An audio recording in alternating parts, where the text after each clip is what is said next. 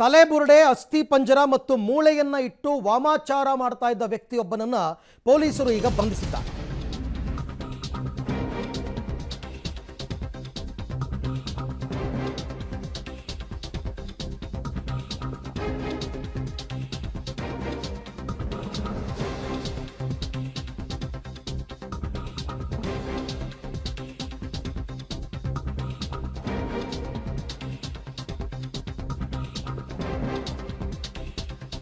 ತಲೆಬುರುಡೆ, ಅಸ್ಥಿ ಪಂಜರ, ಮೂಳೆ ಇದನ್ನೆಲ್ಲ ಇಟ್ಕೊಂಡು ಇಲ್ಲೊಬ್ಬ ವಾಮಾಚಾರ ಮಾಡ್ತಾ ಇದ್ದಂತೆ.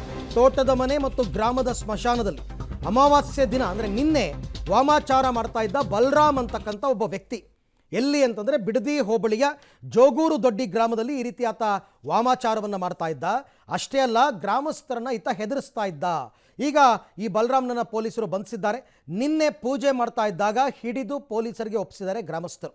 ಬಲರಾಮ್ ಮತ್ತು ಆತನ ಸಹೋದರ ರವಿ ಇವರಿಬ್ಬರನ್ನ ಬಂಧಿಸಿದ್ದಾರೆ ಬಿಡದಿ ಪೊಲೀಸರು.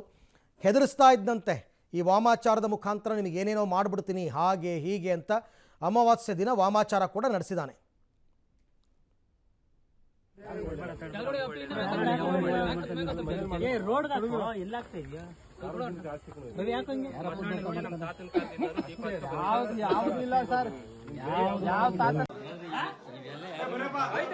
ಯಾಕೆ ಏನ್ ರೂಲ್ಸು ಏನ್ ರೂಲ್ಸು ತರದು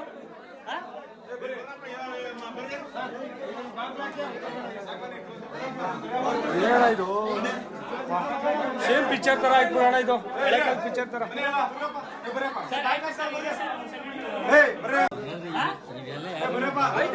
ಯಾಕೆ ಏನ್ ರೂಲ್ಸು ಏನ್ ರೂಲ್ಸು ತರದು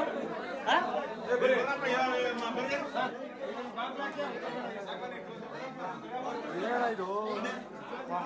ಸೇಮ್ ಪಿಕ್ಚರ್ ತರ ಆಯ್ತು ಅಣ್ಣ, ಇದು ಪಿಕ್ಚರ್ ತರ.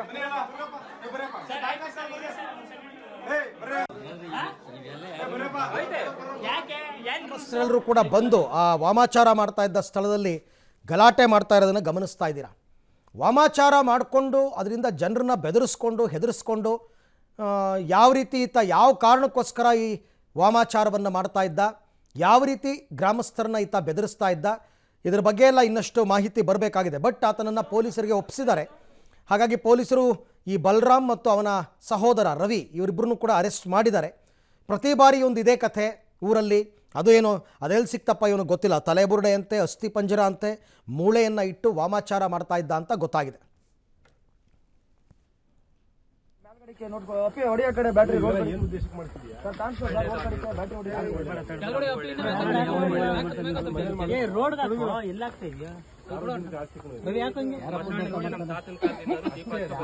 ಯಾವುದಿಲ್ಲ ಸರ್, ಯಾವ ತಾತನ ಕಾಲದಿಂದ ಬಂದಿಲ್ಲ.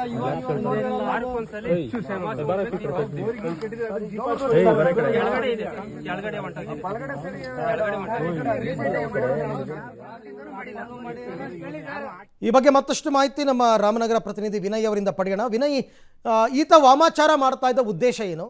ಗ್ರಾಮಸ್ಥರನ್ನ ಇವನು ಯಾವ ರೀತಿ ಬೆದರಿಸ್ತಾ ಇದ್ದ? ಯಾತಕ್ಕೋಸ್ಕರ ಗ್ರಾಮಸ್ಥರು ಇವನನ್ನ ಪೊಲೀಸರಿಗೆ ಹಿಡ್ಕೊಟ್ಟಿದ್ದಾರೆ ಅಂತ? ಅರವಿಂದ್, ಈತ ಏನು ಬಿಡದಿ ಹೋಬಳಿಯ ಜೋಗೂರು ದೊಡ್ಡಿ ಗ್ರಾಮದ ನಿವಾಸಿ ಬಲರಾಮ್ ಎಂಬಾತ. ಇವನು ಕಳೆದ ಕೆಲ ದಿನಗಳ ಹಿಂದೆ ಕೇರಳಕ್ಕೆ ಹೋಗಿದ್ದ. ಅಲ್ಲಿ ಈ ರೀತಿ ವಾಮಾಚಾರ ತಂತ್ರಗಳ ವಿದ್ಯೆಗಳನ್ನು ಕಲ್ತ್ಕೊಂಡು ಬಂದು ಗ್ರಾಮದಲ್ಲಿ ಅದನ್ನು ಆಚರಣೆ ಮಾಡುವಂಥ ಮೂಲಕ ಗ್ರಾಮಸ್ಥರಿಗೆ ಆತಂಕವನ್ನು ಸೃಷ್ಟಿಸ್ತಾ ಇದ್ದ. ಯಾಕಂದರೆ ಗ್ರಾಮದಲ್ಲಿ ಇರುವಂಥ ಒಂದು ಸರ್ಕಾರಿ ಜಮೀನೇನಿದೆ, ಆ ಒಂದು ಜಮೀನನ್ನು ಕಬಳಿಸಬೇಕು ಅನ್ನೋ ಉದಾಹರಣದಿಂದ ಈ ರೀತಿ ಮಾಡ್ತಿದ್ದಾನೆ ಅನ್ನೋದು ಕೂಡ ಗ್ರಾಮಸ್ಥರ ಆರೋಪವಾಗಿರುವಂಥದ್ದು. ಬರೋಬ್ಬರಿ ಸುಮಾರು 25ಕ್ಕೂ ಹೆಚ್ಚು ತಲೆಬುರುಡೆಗಳನ್ನು ಈತ ಸಂಗ್ರಹ ಮಾಡಿದ್ದಾನೆ. ತನ್ನ ಸ್ಮಶಾನದ ಪಕ್ಕದಲ್ಲಿರುವಂಥ ತನ್ನ ತೋಟದ ಮನೆಯಲ್ಲಿ ಈ ರೀತಿಯಾಗಿ ಒಂದು ವಾಮಾಚಾರ ಕೃತ್ಯಗಳನ್ನು ಈತ ಎಸಗ್ತಾ ಇದ್ದ. ಈತನ ಸಹೋದರ ರವಿ ಎಂಬಾತನ ಜೊತೆ ಸೇರಿಕೊಂಡು ಗ್ರಾಮದಲ್ಲಿ ಈ ರೀತಿಯಾದಂಥ ದೊಡ್ಡ ಮಟ್ಟದಲ್ಲಿ ವಾಮಾಚಾರವನ್ನು ಮಾಡ್ತಿರುವಂಥದ್ದು.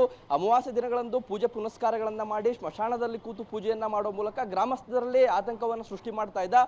ಇದು ಒಂದು ರೀತಿ ಗ್ರಾಮದಲ್ಲಿ ಭಯಭೀತಿಯ ವಾತಾವರಣ ಸೃಷ್ಟಿಯಾಗಿತ್ತು. ಈ ಬಗ್ಗೆ ಗ್ರಾಮಸ್ಥರು ಕೂಡ ಅವರಿಗೆ ಎಚ್ಚರಿಕೆಯನ್ನು ನೀಡುವಂಥ ಕೆಲಸವನ್ನು ಮಾಡಿದ್ರು. ಈ ರೀತಿ ಮಾಡೋದು ಸರಿಯಲ್ಲ ಅನ್ನೋ ಒಂದು ಮಾತನ್ನು ಕೂಡ ಆತನಿಗೆ ಹೇಳಿದ್ರು. ಹೇಳಿದ್ರು. ಆದರೆ ಅದ್ಯಾವುದನ್ನು ಕೂಡ ಲೆಕ್ಕಿಸ್ತೇನೆ ಗ್ರಾಮಸ್ಥರಿಗೆ ವಾಮಾಚಾರ ಮಾಡುವಂಥ ಬೆದರಿಕೆಯನ್ನ ಈತ ಬಲರಾಮ್ ಎಂಬಾತ ಹಾಕಿದ್ದ. ಹಾಗಾಗಿ ನಿನ್ನೆ ಅಮಾವಾಸ್ಯೆ ಇದ್ದಂಥ ಹಿನ್ನೆಲೆಯಲ್ಲಿ ನಿನ್ನೆಯೂ ಕೂಡ ದೊಡ್ಡ ಮಟ್ಟದಲ್ಲಿ ಒಂದು ವಾಮಾಚಾರ ಒಂದು ಪೂಜೆಯನ್ನ ಆತ ಮಾಡಿರುವಂಥದ್ದು.